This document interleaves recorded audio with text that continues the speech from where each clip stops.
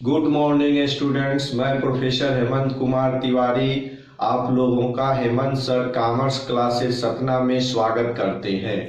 आज मैं आप लोगों को साझेदारी फर्मों का विघटन पार्ट 2 लेकर आए हैं, जिसमें मैं आप लोगों को पार्टनर्स कैपिटल अकाउंट समझा रहा हूं।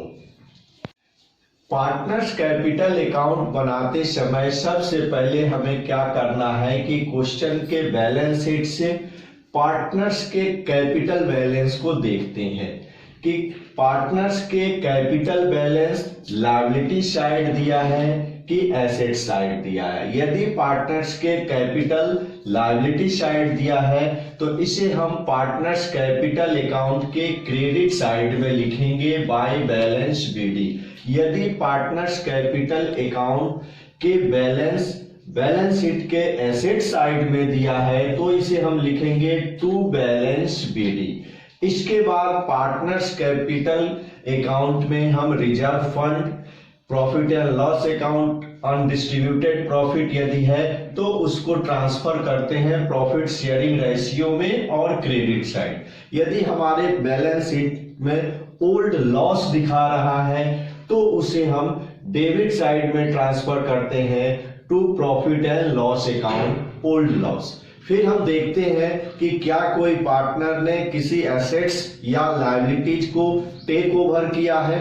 यदि कोई पार्टनर लायबिलिटीज को टेक ओवर करता है तो हम उसे पार्टनर्स कैपिटल अकाउंट के credit side by realisation account में लिखते हैं, क्योंकि हमने लायबिलिटीज को रियलाइजेशन अकाउंट में ट्रांसफर कर चुके होते हैं।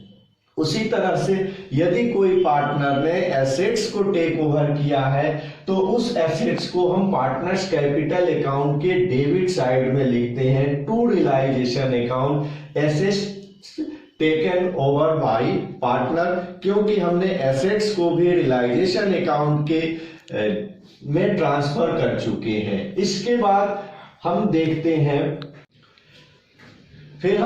हैं कि रियलाइजेशन अकाउंट बनाते समय हमने प्रॉफिट ऑन रियलाइजेशन प्राप्त किया है कि लॉस ऑन रियलाइजेशन प्राप्त किया। यदि आपको रियलाइजेशन अकाउंट में प्रॉफिट ऑन रियलाइजेशन है तो पार्टनर्स कैपिटल अकाउंट के credit side by realisation account लिख करके हम उसे दिखाते हैं। यदि हमने रियलाइजेशन अकाउंट में लॉस ऑन रियलाइजेशन प्राप्त किया है तो उसे हम डेबिट साइड में to realisation account loss on realisation account को लिख करके हम दिखाते हैं। फिर पार्टनर्स कैपिटल अकाउंट का बैलेंसिंग करते हैं। यदि क्रेडिट साइड का टोटल अधिक होता है तो हम पार्टनर्स को पेमेंट करते हैं, कैश या बैंक के माध्यम से पेमेंट करते हैं। जो भी हमारा बैलेंसिंग फिगर होगा उसे हम टू कैश या टू बैंक अकाउंट लिखते हैं। फाइनल पेमेंट टू पार्टनर्स, यदि किसी पार्टनर्स ने पहले से विथड्रॉ अधिक कर रखा है तो उससे हम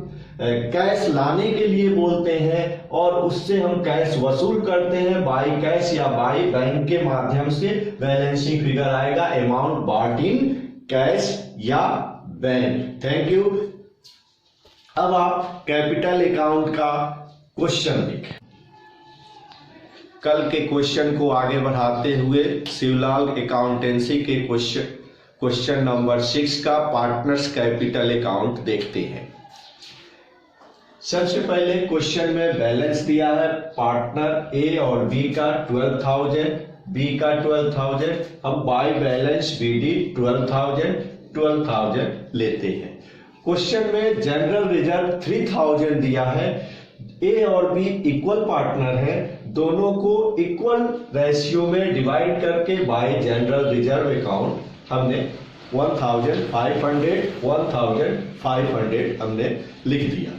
इसके बाद रियलाइजेशन अकाउंट का जो लॉस था ए और बी में डिस्ट्रीब्यूट किया गया था 550 उसे हमने टू रियलाइजेशन अकाउंट 550 हमने लिख दिया। फिर हमने ए और बी के कॉलम को टोटल किया तो ए का टोटल 13,500, बी का टोटल 13,500।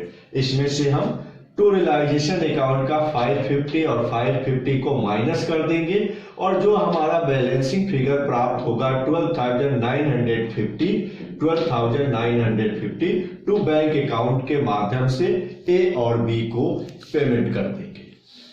ठीक है। क्वेश्चन नंबर 6 का बैंक अकाउंट देखें। बैलेंस शीट में बैंक बैलेंस दिया है 3000, हमने टू बैलेंस बीडी 3000 लिखा।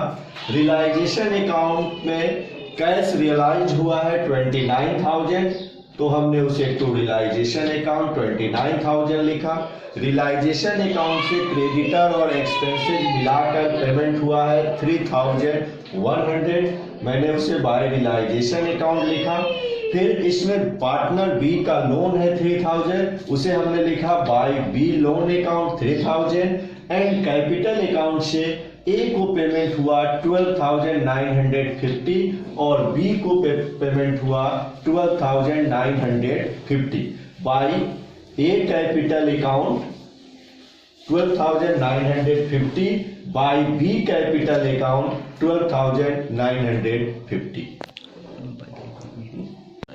Bye A capital account 12,950 by B capital account 12,950। Bank account का टोटल 32,000।